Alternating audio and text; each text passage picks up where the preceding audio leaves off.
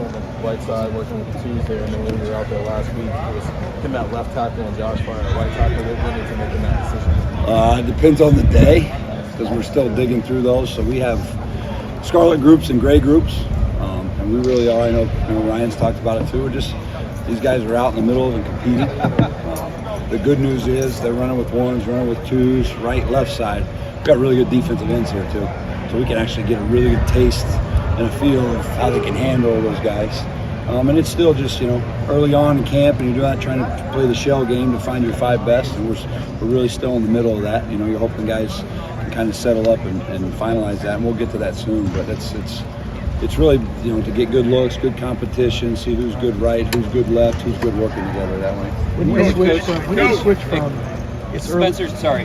Coach, can you scoot up to the mic for me? Yeah. I think today's day 11. When do you switch from it's still early in camp to, hey, we really got to start going? I think we're still, 17 days away from the game, so you get through a scrimmage Saturday. It's starting to, shake itself out, and guys are rising. And that's what you do. Guys just separate. All positions, both sides of the ball. We're competing all over, and so we're getting closer. I'm feeling confident with some guys, like we said, getting looks against those real guys.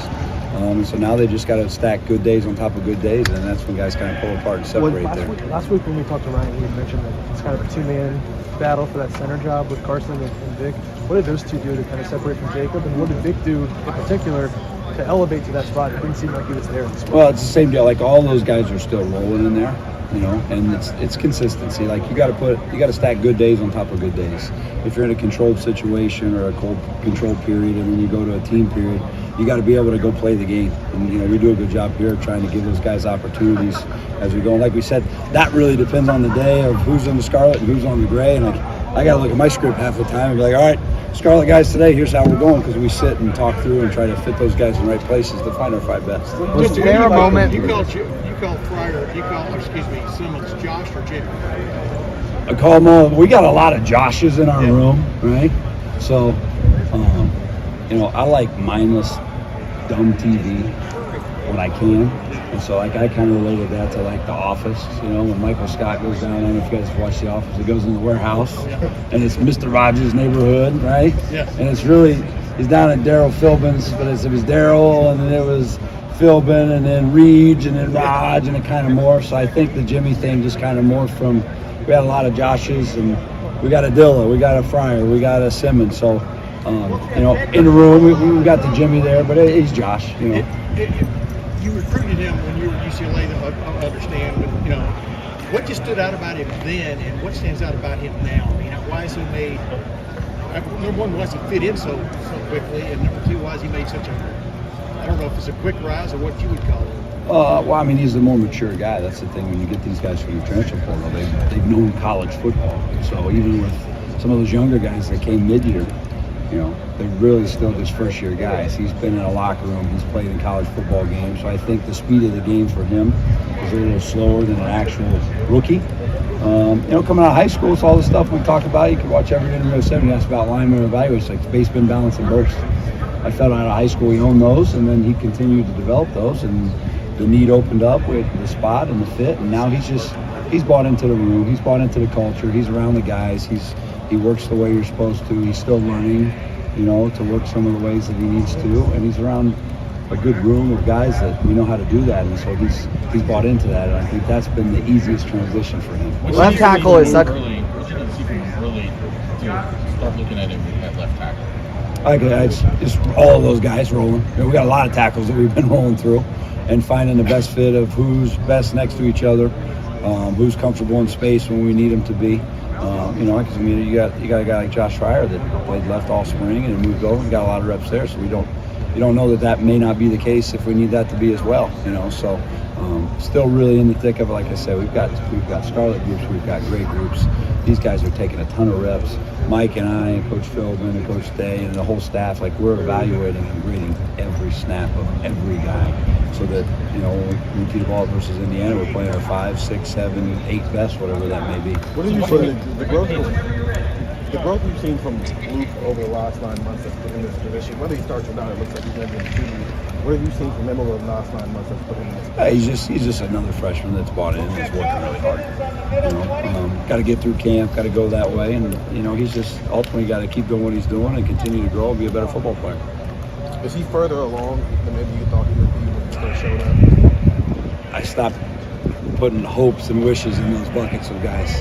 You just kind of coach them and see where they're at. If you timestamp it, then you might be disappointed, and then that's a bad way to look at it. So, it's about the now and the process, and that sounds really cliche, but that's how coaches you have to look at that, because you could look at a young kid hoping, God, I really think he's going to be this, and then what if he's not? Well, now have you set yourself up for, well, maybe it was too fast, maybe it was this. You just go day by day, and as you get through camp, you get through spring with those guys, you really try to figure out who's there and how far they've come along without gauging that. Given how developmental that offensive line can be in general, physically and everything else that comes with it, realistically, what would it take for a freshman, for you to trust a freshman out on the field in a real meaningful spot?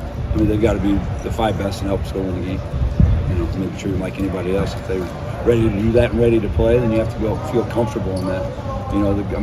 I've been involved with major college football, whether as a player, a GA, or as a coach since 2002. And I've had day one true freshman starter up front. It's just hard. Doesn't mean it can't be done, but it's hard. But I've also had guys that have played as true freshmen. So if they're ready and they're able to help you win the game and it's in that fit, then those guys can do that. But like I was going back before, you're not time stamping that. Say they have to be ready by now. They're ready when they're ready, and then you just coach them that way. How close was the freshman that started? Oh, I had when I was at UCLA, Sean Ryan. Plays the Green Bay Packers now. And he only started because the week of the game we lost a guy to a concussion, we lost a guy to a high ankle. So now you're going to play a Thursday night season opener. That's why I have gray hairs now. A couple of those were added because of that. How close is Luke to being one of those 5 best guys? He's taking a bunch of high quality reps. All those guys are battling. You got Zinue, you got Tegra, you got him, you got George, you got Josh Simmons, you got Josh Frye. You got guys out there on the edge that are, like I said, you have to ask me, is it a Scarlet Day or a Gray Day? And that's who's been with me, who's with Mike, who's going against, JT and Jack one day, who's got Kenyatta one day, who's inside, Caden Curry, whatever that may be. It's a day-by-day evaluation, and that's the best way I know how to do it is press play on the tape, grade the tape, and then as you get closer to that game week, you can really start pegging who your guys are going to be helping win those games. Heard some good things already about Austin in the spring, especially. But have you seen that continue into fall camp? And how have you seen him progress? Yeah. All those guys they're just more comfortable playing the game. They are more comfortable. It's still scary for a young guy to look across and see like Mike Hall, because Mike Hall's a really good player. So you've got to trust your technique. You got to trust your fundamentals. Early on, you don't do that. You see Mike Hall and you just say, "Oh crap, I hope I block him." Or now you can let your technique take you home. You can trust the scheme. You can get into it. So all those, honestly, those guys that came mid-year with Miles and with Austin and with Dilla and with, with Luke, that was highly beneficial for those guys because they've got banked reps now. So they're already a little bit ahead of the curve than a guy who would have got here in June or July. Did you call Josh Padilla Dilla? Is that the 5 who's at their best are the best? Is that the 5 who are consistently at the highest level? Are you looking at 90th percentile outcome, or are you looking at on an average play, these guys are consistently their average plays are better than the others? I was really bad at math in college. It took me 3 times to pass calculus. So I try to keep it really simple. We all do as a staff, so that when I go to Coach Day, we talk to Brian as a staff and offensive staff it's all of the above there. Do they grade and make their play? The offensive line position is, you're at the POA every time. So if you've got a guy that's a critical position and 3 or 4 times a game, he's not making that play or in that practice. The other 70%, he may get it done, but it's a little less insignificant versus a guy that at the POA is a little more consistent, and then they're both grading about the same. That's when you really got to kind of look at it as much in depth as you can. But it's not as clean cut as this guy was 83 and this guy was 75. Because like I said, what was that 75 against versus this 83? And then there's chemistry, there's communication, there's continuity with guys. That's part of it that we have to get into. We're getting closer. But right now, the competitive, the smart part, and then the toughness is all 3 things that we're really over the top about with Coach Day. And then those are tangible, evaluative things that we're looking out for our guys. Just Is there anything in the attributes of left tackle and right tackle that you view any differently? And I want a guy who has this on one side versus the other. Is it pretty much the same? Yeah, I mean, both guys have to be really comfortable in space. You know, I think maybe back in the olden days, teams would put their best pass rusher on the blind side of the quarterback, meaning his backside. So that might have been looked into more. But now with matchups, with defensive structures changing where they're putting people, you just got to be really comfortable in space because you're going to be on your own in an island. And then after that, you know, probably a little bit there, but nothing that we hang our hat on more of like significantly more here versus here. You know. Are guys comfortable one side versus the other side? We're just moving to the right versus moving to the left? Some in our guys are pretty good. We've got some, what's the big word, ambidextrous guys, yeah, that can go right and left. So, yeah, you don't want to flip a guy right brain, left brain in the middle of a series or something like that. So you like to try to get a guy honed in on that. But, you know, even in a game, we might start here, and then if the left guard goes down, just hypothetically going something, that doesn't mean the backup left guard goes in. If your sixth best guy is a tackle, then maybe your left tackle can slide into guard or your backup left tackle goes to guard. Those are the things you got to look at too, because you have to play your five best, not necessarily just slide up your two deep that way. Justin, with guards being not really talked about in the last 6 months, I mean, we've talked so much about the tackle situations in the center. What have you seen out of Donnie specifically to know that he's the guy that's not just the leader on the field, but off the field, for a player that had his own struggles, you know, a year ago and getting comfortable?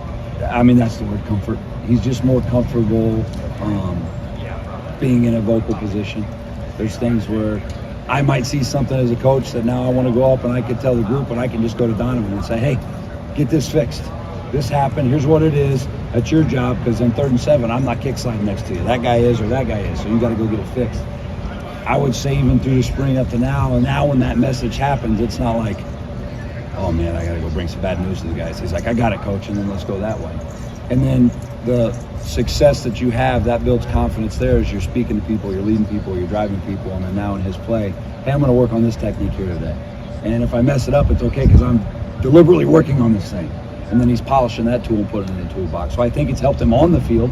And then off the field, yeah, we're still growing with that every day, because it doesn't matter if you're a coach, you've been coached for a bunch of years, or you're a kid that's learning how to lead your group. Confrontation's not easy. It's not comfortable. You have to make yourself comfortable with that. And you have to be comfortable being exposed that way, knowing that you might still make a mistake too, but they look at you knowing you're going to get it rectified or corrected. So I think that's where his growth has been off the field the most, and allowing him then on the field to look at it through different lenses and really enhance his skill set schematically and technically and fundamentally. Has he been able to be like more demonstrative on the field? He's such a nice kid, and I think sometimes there's a tendency to not be mean. He crosses the scarlet line well. He knows how to do that. He's doing a great job with that. We're happy with that. Talking with Josh Frye played guard and tackle, and you guys, how do his skills fit in at tackle? What are his best attributes at that spot? Well, I think the game slows down for him because he's seen it through broader eyes. So back to your original question, like how would that help a tackle? I can be more comfortable in space because I know I'm really going to get my guard here on this side protection. I'm really not getting any help, so I need to work this set, this technique, whatever that may be. So I think just having a bigger picture of the speed of the game, the spatial awareness of the game, and not just living in the box. A lot of young guys at first, like it's survival. You know, we tell these young guys, you try to get a play where the play's called and you in your mind can be like, yes, I got that guy. And then I can go play really hard. The minute you have to start sifting or squeezing or comboing or maybe turn into something else, or am I working with the tight end on this one or am I not working with the tight end? There's more variables that add that can cause paralysis by analysis. Whereas when you've had more reps, you've had more inside-outside looks, you can kind of trim the fat and keep it right back into what you need to do. And I think that's helping him right now on both sides, you know, when he's had both sides. You mentioned versatility. You know, the offensive line is a little different because you're working together as a unit. So we were talking about the importance of taking time to let guys jump. Is there a point during fall camp where you kind of go, okay, we have to know who our best five are, where they're going to fit, because they need the time, they need a certain number of reps or camp to. Yeah, you don't want to drag it all the way out. Since, like I said, we're getting closer to that. but they'll know and we'll know, and we're getting there. Where now it's like you start seeing it, and you're like, okay, that's it. Now these guys can really roll together. But I mean, like I said, we've been rolling the scarlet, the gray, this guy here, this guy there. I still double team with the guard. That combo is not going to change. If we're working the 3-tech to the backside, I'm working the 3-tech to the backside, right? Now, yeah, if you have a more skilled player next to you, it's going to help. But at the end of the day, us two have those two, and your technique's got to take you home. So it's not as wild as it might sound or think. But yeah, as you get closer to game week, you still don't want to be doing the shell game and shuffling as you get into game week, and we won't be. We'll be targeted by them. When you're going from a young, experienced center that you had last year to a young guy or a new guy at that position, are there any differences in how much you want to put on that first year starting center's plate in comparison to what you may have been able to do with Luke in that role last year? Yeah, I mean, I would say it's the way the guys grasp on and how far they go. You know, we don't change from the fit though. Like, what's our front, what's our ID, and what's our technique? You know, now how you digest that, how you use that to go play fast. You know, that's then on the player. Where a more experienced guy that's seen it more and more, that picture, like we just talked with Josh, that picture might open up, and those fuzzy guys in the back might turn into, oh, that's a safety off the hash.